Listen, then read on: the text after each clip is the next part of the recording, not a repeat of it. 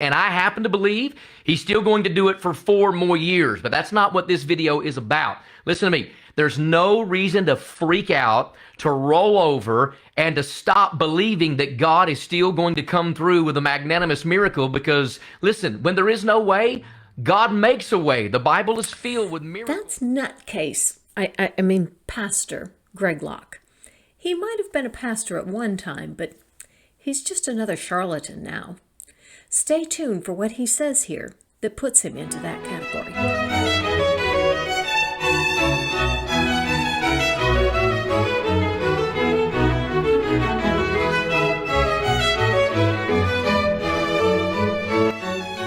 Hello and welcome.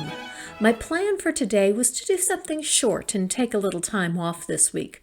So I went with responding to a video that's just under 7 minutes with really only 2 points in it that I want to address. But when I started looking into Pastor Locke, the more I found I needed to say. So, as is typical of me, and as I warned Vice Rhino when we did the collab project together, when I start writing, I have a hard time stopping. This was supposed to be a 10 to 12 minute video, so let's see where I end up. Because I believe the church in America is the first line of defense. And I'm going to tell you something, any church that is still closed today because of the nonsense of COVID-19 is pastored by a coward, and you can tell him Pastor Greg Locke said so. We got to open every church in this nation, ladies and gentlemen. Locke's church is Global Vision Bible Church in Nashville, Tennessee. Looking at the church website, there is very little there. There is no bio info on Locke, no information on who, if anyone else, is on staff. They do have a phone number and an email address and a location on the visit page. They say they have a youth group, but there's no leader listed. Men's group is led by Locke. 2 women's groups are also listed, but there's also no leader. So who is this church about? Locke says that churches need to be open and the pandemic isn't real. So just how not real is the virus in Nashville, Tennessee? Is Locke right that no one is getting sick there? Locke made this video 1 week ago today on December 21st. Let's look at the COVID numbers for Nashville on that date. This is from the Nashville Post on December 21st. Metro Public Health Department has reported 951 new cases of COVID-19 since Sunday on nearly 5,800 tests, a 16.6% positivity rate. December 21st was a Monday, so these are one-day figures for one city. All of Australia had 43 cases that day. How can anyone look at 330,000 deaths across the nation, 950 new cases in his city on that day alone, and say the virus is just nonsense? Locke clearly cares about one thing and one thing only: publicity. Saying the pandemic is nonsense gets him attention. Saying be careful, take care of yourself, protect yourself and others won't get you any publicity. So when he's not seeking publicity, what did Locke have to say about the pandemic? The Tennessean, March 26th. Global Vision Bible Church Pastor Greg Locke met with church leaders Wednesday to discuss the move to the campus parking lot on Old Lebanon Dirt Road. Locke will preach from the bed of his truck with amplification. Those attending will be positioned inside their vehicles around the parking lot. We believe that helps us be in compliance somewhat, and also to be compassionate to our neighbors, because we're not minimizing the fact that there is a sickness, there is a virus, and people are afraid. So in March, Locke says there is a sickness, there is a virus, but after 330,000 people die from it, now he says, because of the nonsense of COVID-19 is... Why does he do this? Because Locke is a complete fraud, like so many other preachers today. Let's start with his education. On the church website and on Locke's Facebook page, he makes no claim to any education. But if you follow the link from his Facebook page to his personal website, he claims a master's degree in revival history and a bachelor's in Bible studies. But no mention of where these degrees are from. Not surprising. These two websites say that his degrees are from Ambassador Bible College and Baptist Theological School of New England. This says that his undergraduate degree is in Graduate of Theology. I found this confusing, but I looked it up, and Ambassador College does have such a program, but it's not a degree. It says here it can be transferable to any four-year program. It would appear that Locke has no undergraduate degree. Ambassador College is not accredited, so Locke has a 3-year certificate from an unaccredited institution. But this is really weird. Ambassador College opened in 1989, and 31 years later, with a campus with residence halls and everything, they have 1,000 graduates. That's 32 graduates a year. What do they need with residence halls when they only have about 120 students? My kids' Christian high school had more students than that. This school has 5 administrators, 9 faculty, and 13 staff members, 27 paid employees to service 120 students. Unbelievable. The founder and chancellor is Dr. Ron Comfort. Any relation to Ray Comfort? No. Ray was born in New Zealand and Ron in North Carolina, so it's unlikely that there's any family relation there. There are no pictures of the college, and the physical address is hard to find, but I did manage to find it. It's at 101 Stockton Street in Shelby, North Carolina. And here's a couple of pictures from Google Earth. I can see why they don't want to advertise what they look like. The cost isn't too bad, but when you consider that what you get is worthless, then not so much. Okay, enough about Locke's undergraduate alma mater. In 8th grade, I interviewed the new vice principal for my school's newspaper. He told me something that stuck with me for life. Where you get your undergraduate degree isn't important. It's where you get your graduate degree that matters. So let's take a look at Baptist Theological School of New England and their Revival History program. When you search for Baptist Theological School of New England, only one result pops up. All other results are for schools with similar names. This school only has a Facebook page, and here it is. It has no reviews, no about, no photos except for the one of this church that owns it and supposedly runs it. It's an online course of study, but there's no website, no catalog, no information about classes of any kind. So I checked out the website for the church and Google Earth. The church doesn't mention a school on the website except for this. It's 2.5 years old, but clearly it shows that Community Christian School is tied to the church, also indicated by the sign on the property in the Google Earth pictures. So what programs do they have at Community Christian School? They have preschool and kindergarten. That's it. Pastor Greg Locke claims a master's degree from a school that only has a preschool and kindergarten program. I love it. The pastor who is telling you that COVID is fake has a fake degree. Now, to be fair, it is possible that at some time the school might have had an offer to buy a degree, so he might have paid for something. Who knows? But if there was actually any kind of instruction or online program, it has been scrubbed from the internet. I did find a History of Revivals class as a 3-credit class at a West Coast Bible college, but nowhere could I find any college or seminary offering revival history as a degree. Okay, enough about Locke's education, or lack thereof. There is no reason that a church should be closed, that a business should be closed, that a school should be closed. We got to understand this is still the United States of America. I'm not raising my kids in Havana. This isn't China. This isn't some communistic regime. This is the United States of America, and I believe God has blessed this nation. We are the last bastion of freedom and liberty, and I don't think we're going anywhere anytime soon. If you believe that, make some noise out here in this square today. Absolutely. We need to assert our rights because Jesus said, "Blessed are those who assert their rights, for theirs is the..." Oh, wait a minute. No, he actually said, "Blessed are the meek." Oops.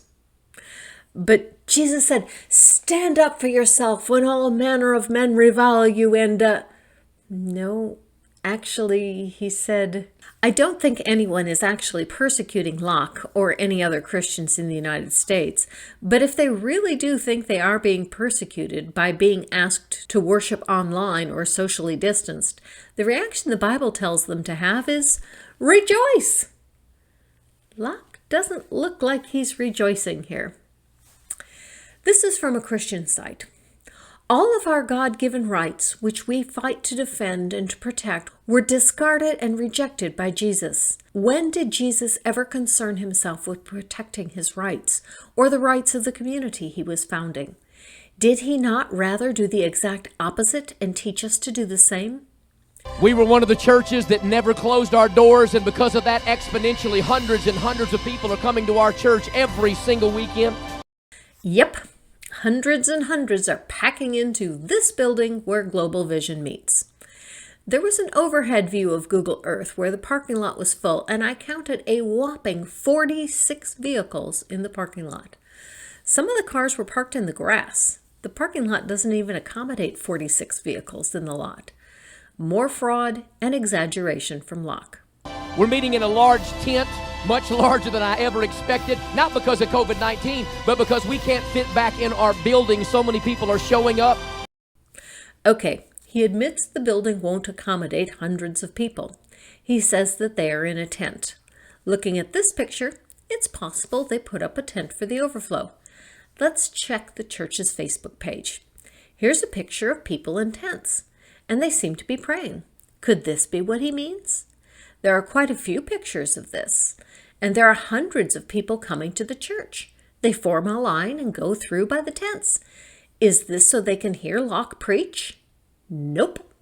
This is an event the church sponsored in October to distribute food because of the pandemic that Locke says isn't real. Don't get me wrong. I'm glad the church found a way to help their community. This is one of the things that I think churches do get right, helping their communities. But when you look at the Facebook page, there are lots of pictures of this event. Yet of Locke's claim that hundreds are coming to hear him preach, so many that they needed a tent for the overflow? Not a single one. I'm guessing that Locke is hoping that if anyone were to actually check out his claim, that they will see the pictures of the food distribution and be fooled into thinking they are seeing hundreds coming to worship, as Locke claims. It's just one more in Locke's bundle of deceptions and lies. He's going to tell you right now that they will be serving Frosties in the lake of fire before I ever compromise and capitulate to a buck-wild tyrannical government and close my church down and take hope out of my community. The local church is the pillar and ground of the truth. No wonder there's so much depression. No wonder there's so much anxiety. We've closed down the hope centers of America, and if they can close down the church, you better know the nation is going to follow and the nation is going to fall, because a nation is only as strong as the people that stand up for their religious liberties, ladies and gentlemen. Can I have an amen, brothers and sisters? Brothers and sisters, we know Jesus was all about supporting the local religious leaders. He said to put your trust in the religious community of the day, the Pharisees, because they spoke the word of God. I have here a letter from a restaurant that absolutely understands the need to assert our individual freedom, even at the cost of other people's lives. It's from Sutter Creek. It says, "Welcome to the Freedom Cafe. We trust you to make your own choices if you want to wear a face mask. And in the same spirit of individual liberty, we allow our staff to make their own choices about the safety procedures they prefer to follow as they prepare and serve your food. We encourage employees to wash their hands after using the bathroom, but understand that some people may be allergic to certain soaps or may simply prefer not to wash their hands. It is not our place to tell them what to do. We understand that you may be used to chicken that has been cooked to 165 degrees. We do have respect that some of our cooks may have seen a meme or a YouTube video saying that 100 degrees is fine, and we do not want to encroach on their beliefs. Some servers may wish to touch your food as they serve it. There's no reason that a healthy person with clean hands can't touch your food. We will take their word for it, that they are healthy and clean. Water temperature and detergent are highly personal choices. We allow our dishwashing team to decide how they prefer to wash the silverware that you will put in your mouth. Some of you may get sick, but almost everyone survives food poisoning. We think that you'll agree that it's a small price to pay for the sweet freedom of no one ever being told what to do, and especially not for some silly reason of keeping strangers healthy.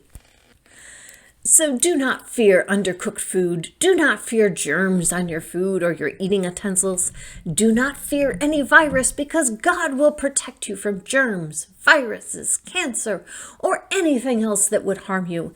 That's why such things don't exist.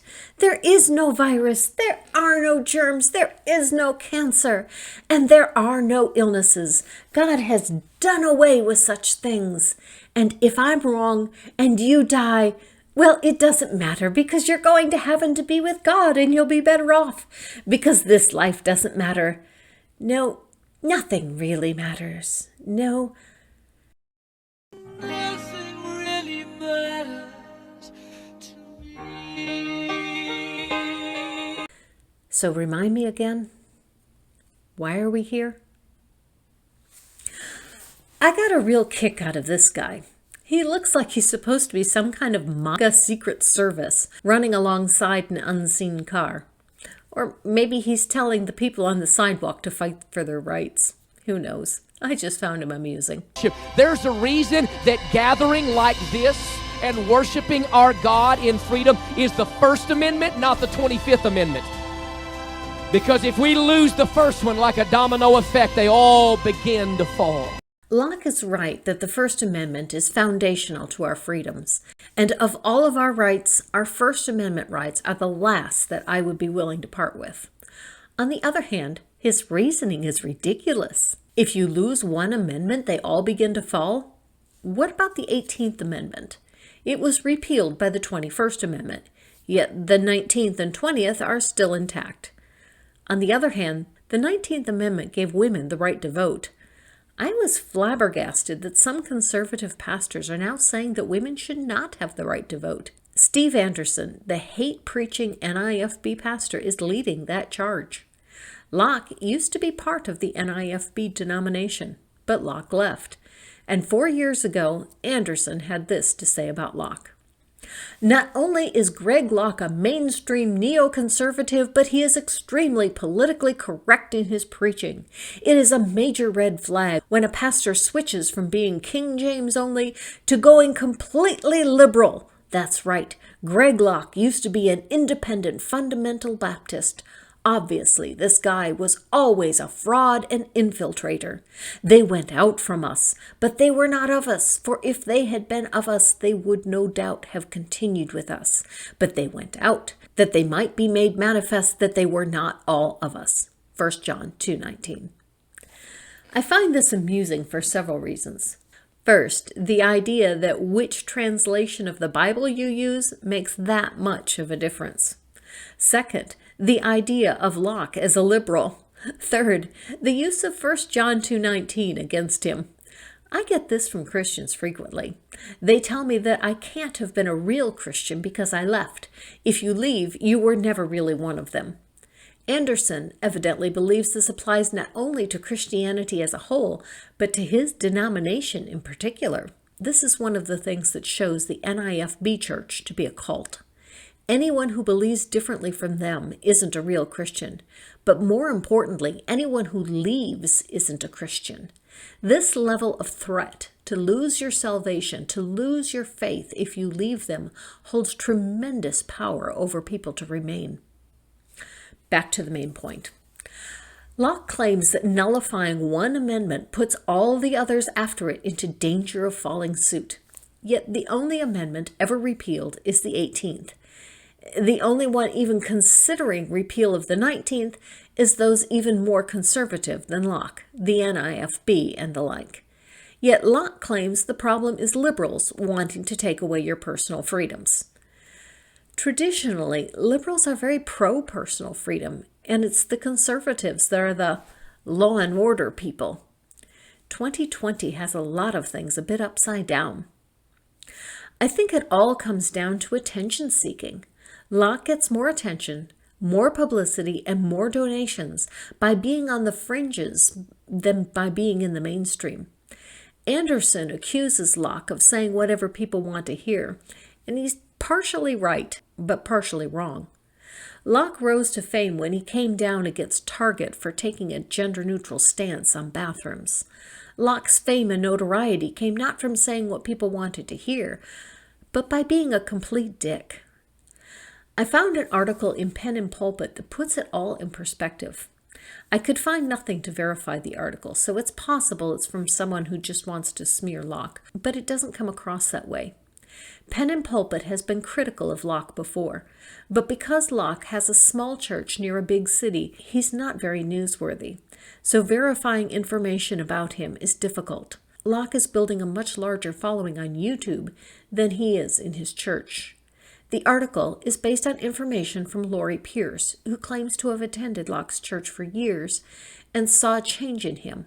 Again, I couldn't verify this, partly because the name Lori Pierce is a common one, so I couldn't find her.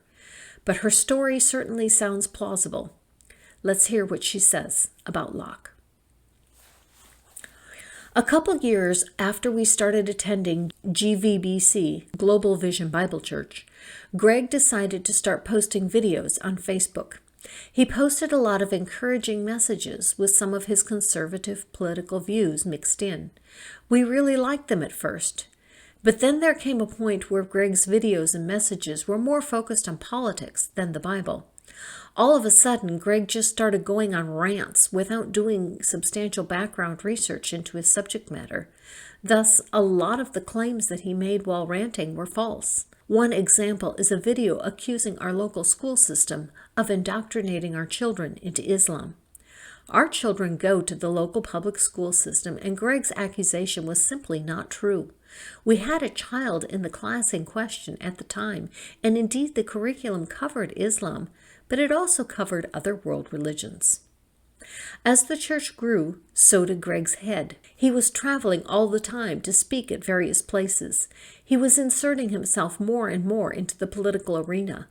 GVBC seemed to be all about Greg Locke, and it became very cliquish. Then came the focus on Planned Parenthood, PP. Don't get me wrong, I'm just as much against abortion as any Bible-believing Christian. The issue we had with Locke was that he was spending more energy on goading PP than fighting against abortion. Greg was using church funds to go deliver hate mail that he had received to the PP headquarters in D.C. We felt like Greg just wanted attention on himself. The church continued to change for the worst. All the elders left. Greg started adding all kinds of staff, and nothing was announced.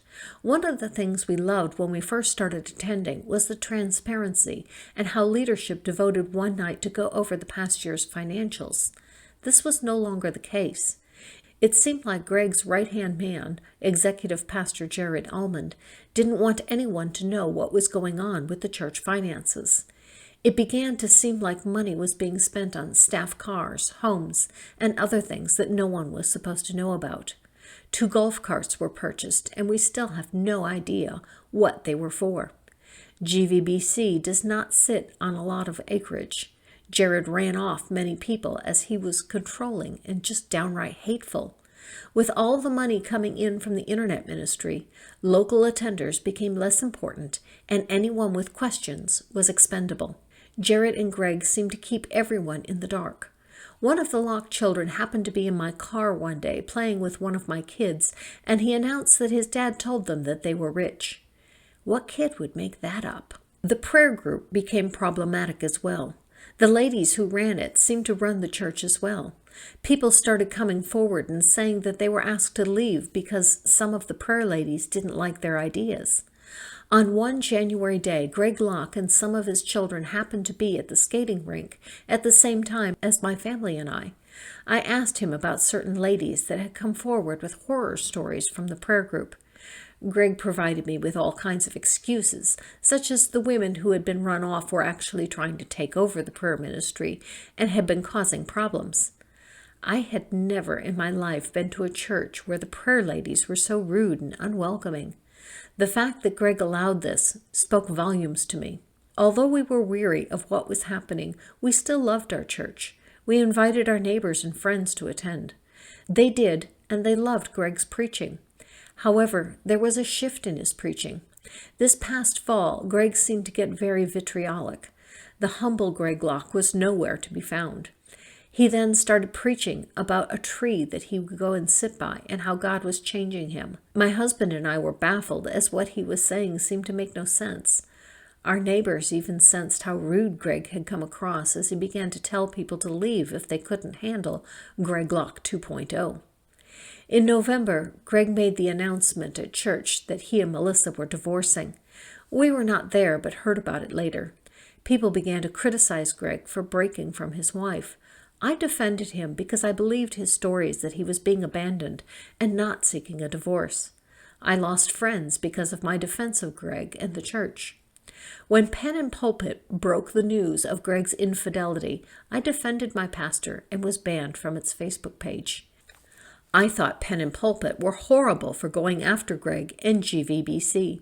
I tried to reach out to Melissa via the cell phone number I had for her, but I received no reply.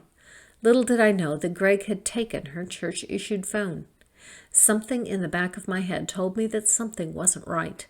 I conveyed my concerns to my husband, and he thought we should step away from reading about GVBC in social media and blogs. We prayed for God to reveal anything we needed to know. Greg Locke is not the man we thought he was. He thinks of the church and the ministry as his, not God's. Locke is like so many others. He got a taste of fame and found a way to turn that into fortune. Now, all the preaching and speeches are about him and building on his fame. The Bible and Christianity were left by the wayside, if he ever believed them in the first place.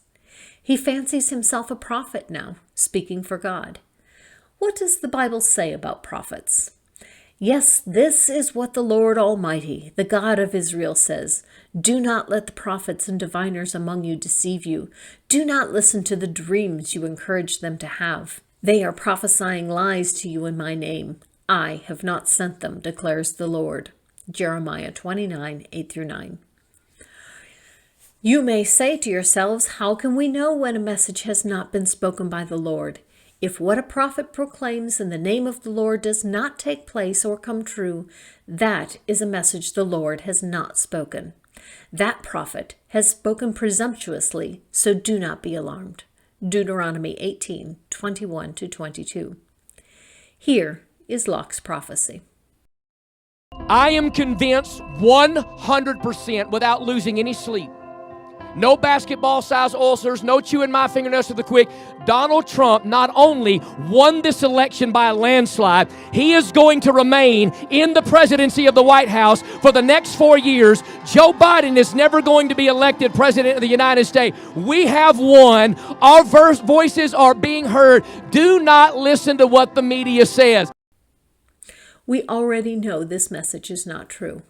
I doubt that anyone who takes Locke seriously would watch this, but if someone does, remember on January 20th that Locke said this.